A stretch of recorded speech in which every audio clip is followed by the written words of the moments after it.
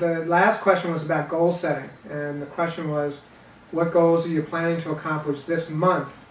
And what would be one goal you're planning to accomplish this month, and what's one goal that you're planning to accomplish this year?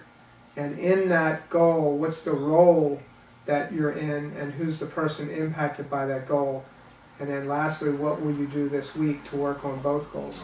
And both of my goals that I picked are in my role as a husband, and the person impacted by that, of course, is my wife. The first goal that I was going to finish up this month was to clean the garage. And it sounds kind of funny, but I set a goal to clean the garage, and I cleaned the garage. And I picked a Saturday, and I took out both cars out of the garage, and I took everything out. And I just cleaned it, and I cleaned all the shelves and got rid of stuff, and it is spotless. It is the envy of the neighborhood. Any garage. Any garage. The second goal that I have, I was actually riding my bike this morning, and I went by my favorite cemetery, the Crest Lawn Cemetery, and I waved to myself because I always tell my wife that that's where I want to be buried because it's on my bike course. And I also tell my wife this is something that we really need to do because if something ever happened to me, I don't want you to be burdened with trying to pick out, where we're going to be buried and how we're going to be buried. And I set it as a goal over a year ago to do this, and I keep pushing it out on my to-do list because it's not something that you really want to do is think about your own mortality. So the one thing that I'm going to do this week is to call and make an appointment to go and see them. I might not go and see them for a month or so, but I am going to go see them, and it's something that's really an important goal for me. That is awesome. So those are the three goals.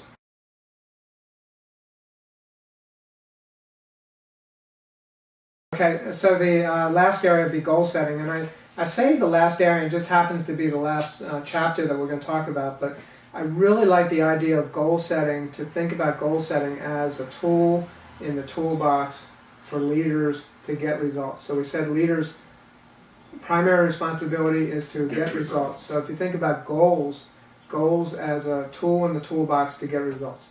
So goals, when we started this series, I was going to tell you that I had a secret to tell you, and the secret that I have to tell you, would you like to know the secret I have to tell you?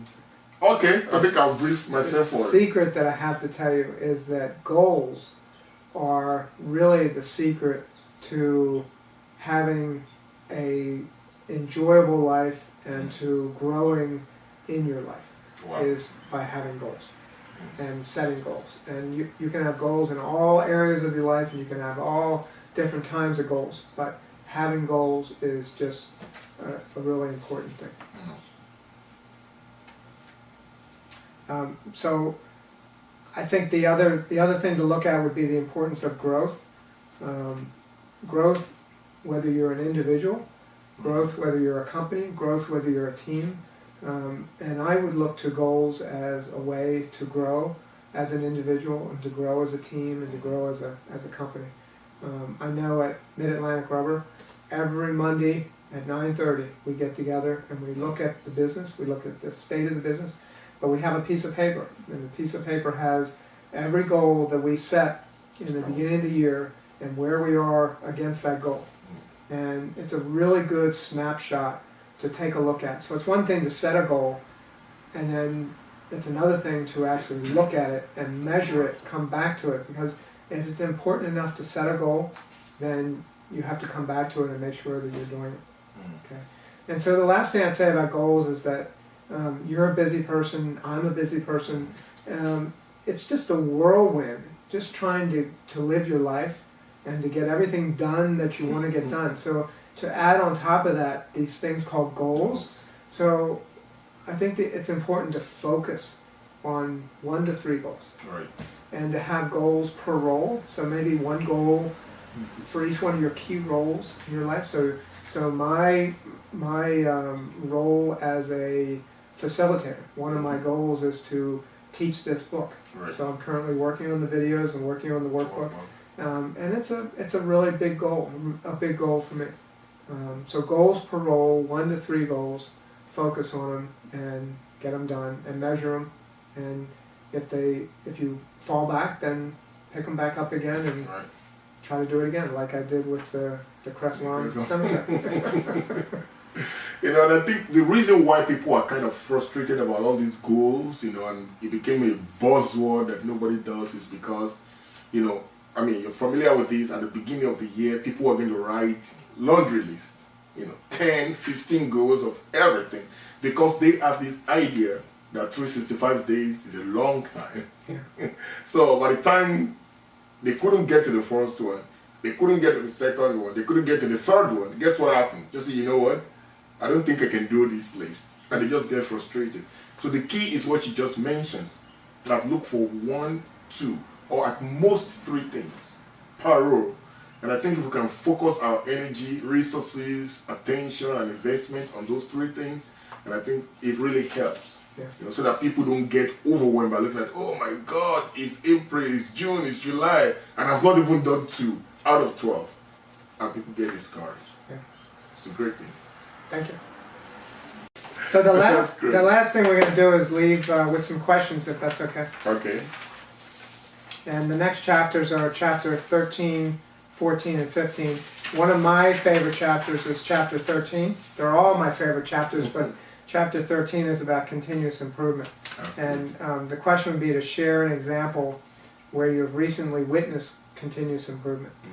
And if you remember a couple weeks ago, we talked about my favorite bike route. They just repaved the Right. road, and now it's not rough, it's all nice and smooth. So It's trusty now. that's an example of continuous improvement. Right. That at the county level, they continually improved the roads and made them nice and smooth. The second question would be in chapter 14, would be about processes and prevention. And what's an example of a process that you follow every day, and what would happen as a result if you stop this process? And I just had a silly example so people know what I mean by process, but every night I have a routine that I go through before I go to bed. I guess a lot of people do, but it involves brushing my teeth and flossing my teeth and taking my pills. And if you think, you know, silly, what would happen if you stopped that process? Then my teeth would rot, right? So you have to have a process, right, to prevent tooth decay, Tooth you know, decay, that's true. or some other things. And then lastly, planning and measuring is to pick a current goal that you're working on or one that you've recently accomplished and share a key measurement that you use to track your progress to your goal. So those 3 questions. Be interesting to come back, and I'm going to ask you, Saji, when we meet next time, Okay. to start off and answer those 3 Next questions. questions. Man, I got to get That'd to be work. okay? That would be nice. I'll be looking forward to it.